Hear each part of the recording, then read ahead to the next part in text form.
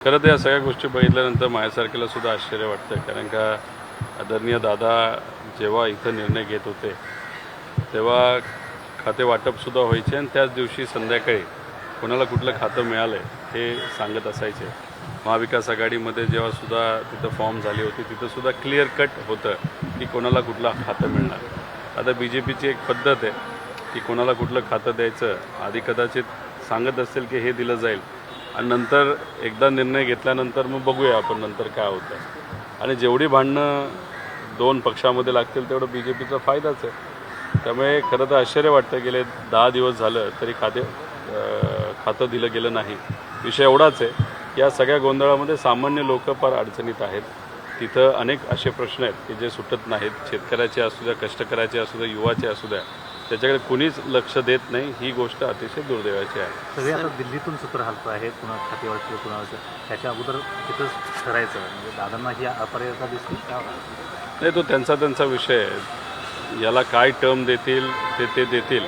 विषय एवढाच आहे की या सगळ्या गोंधळामध्ये सामान्य लोकांचे प्रश्न हे कुठेतरी बाजूला राहिले. या बाबतीची नक्कीच खंत आहे. तर आताची जी सत्ताधारी आहे ते महाविकास आघाडीला नेहमी 3 पायांचं सरकार असं चिडवत होते. तीन ठिकाणी तिघांची तोंड असतात. आज तीच परिस्थिती त्यांच्यावरती आली ना. नाही, महाविकास आघाडीमध्ये जर आपण बघितलं तर ठीक आहे, ते 3 चाकाची रिक्षासुद्धा आम्हाला बोलायचे. पण ती चाकाची रिक्षा असताना खातं कोणाला कुठलं देणं हे आधी ठरलं होतं आणि लगेचच सरकार काम करायलासुद्धा त्यांनी सुरुवात केली. पण इथं परिस्थिती बघितली की 3 चाकं तिन्ही वेगळ्या दिशेनं चाललेत. त्यामुळे इंजिन म्हणजे जी रिक्षा असते म्हणजे महाराष्ट्र एकाच बाजूला राहिलं, म्हणजे त्याच ठिकाणी राहिलं आहे आणि चाकं फक्त इकडे तिकडे फिरताना आपल्याला बघायला मिळतात. त्याच्यामुळे लोकांचं जे कल्याण व्हायला पाहिजे ते काय आता होत असताना आपल्याला दिसत नाही.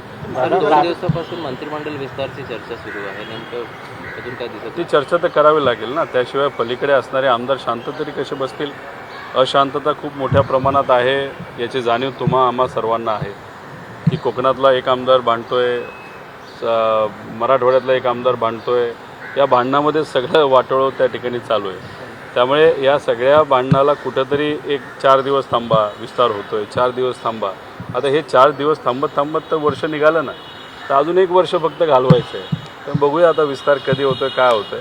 फक्त एकच आहे की अनेक खाते एका व्यक्तीकडे असल्यामुळे बऱ्याच प्रमाणात त्या खात्यामध्ये ज्या पद्धतीने काम व्हायला पाहिजे ते होत नाही आणि शेवट सामान्य नागरिकच आज अडचणीत आहे. तुम्ही जर बघितलं तर जिल्हा परिषदकडे आज प्रशासक आहे. जिल्हा परिषदला जो निधी सरकारकडनं जायला पाहिजे तो दिला जात नाही. PWDची पण कामं सुरू आहेत पण निधी दिला जात नाही.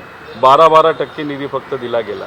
त्याच्याचबरोबर जे काही निर्णय प्रशासक घेतात त्यांच्या बुद्धीला जे पटतात ते घेतात, पण तिथं लोकांना काय पटतं हे कुणी विचारायला नाही. तर अशा पद्धतीने अतिशय मोठा गोंधळ आज या राज्यामध्ये आहे. मजा तर या गोष्टीची आहे की मुख्यमंत्री साहेब 6 महिन्यापूर्वी बोलले होते की सातत्याने जो पाऊस झाला त्याच्यामुळे जे 3000 कोटीचं नुकसान सामान्य शेतकऱ्याचं झालं, मार्च अखेरीच पैसे दिले जातील.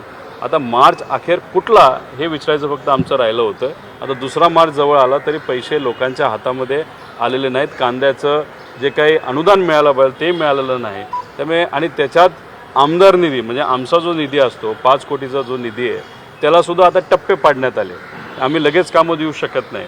दर 3 महिन्याला 20%, दर 3 महिन्याला 20%. अरे म्हणजे पैसे आहेत का नाही आहेत का तो पैसा फक्त काही लोकांना खुश करण्यासाठी वापरला जातो आहे हे तरी तुम्ही सांगा. त्यामुळे ह्या सगळ्या गोष्टींमुळे महाराष्ट्र मागे चालला आहे. फॉक्सकॉन तिकडं गेला.